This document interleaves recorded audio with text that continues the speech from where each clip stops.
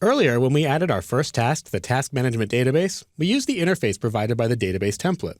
We now know that we were actually making use of a form object, and that the data is really being stored in a table behind the scenes. I can tell that we're using forms by taking a quick look at the icon up here on the tab. And you can see that this icon matches the icons of the different form objects here in the navigation pane. In fact, our entire interaction with the database at this point has been entirely through form objects. We haven't seen a single table at all. But since the data is being saved, we know that some tables must exist in the background. And in fact, there are 4 tables in this database: contacts, filters, settings, and tasks. If we double-click on the tasks table here in the navigation pane, it'll open up in its own tab, and we can see the raw structure of the original data table. Here I can see the single record that we've entered in previously, and the names of the fields or the attributes that apply to these different records. Notice that there isn't any additional fluff though. No colors, no buttons, no additional ways to interact with the database. Tables are purely a data storage mechanism. That said, there's nothing that prevents us from entering records directly into a table. Let's go ahead and add another task for Mark while we're here by filling out some details on the line that says New. I'll click in this title field and type in the title, Signed Construction Agreement with Winning Bidder. I'll come over to the Assigned To field, and when I click there, I'll see a drop-down list, and I can choose Mark's name from the list. Then we'll assign a start date, and I'll make sure that this is 1 day after the due date of the previous activity.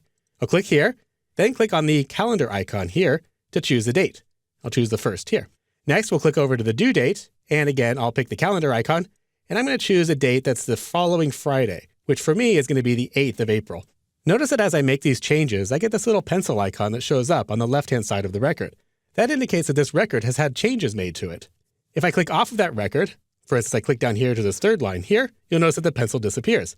I can also close the table, and that'll also save the record. One of the nice things about Access is that it's always saving changes that you make to your data, without you needing to think about pressing a save button. As soon as you enter it in, it's saved to the table. The only time you need to think about saving your database file is when you're creating or modifying an object in the database. These types of changes to the structure of the database require an explicit save, but regular edits to the data never do. Now, if you decide you need to delete a record, simply come over here to this gray box to the left of the record, and if you click on it, you can press Delete on your keyboard, or right-click and choose Delete Record from the pop-up menu. I'm going to go ahead and click off of that because I don't want to delete this record right now. So as you can see, there's no problem entering data directly into a table, but I think you'll agree that it's a much less user-friendly approach. First of all, I have to remember the name of the table and find it in the navigation pane. Next, I don't have the same sort of descriptive help or labels to help make me feel as confident that the data is being entered correctly. And finally, when I'm done, there's no indication of what I should do next.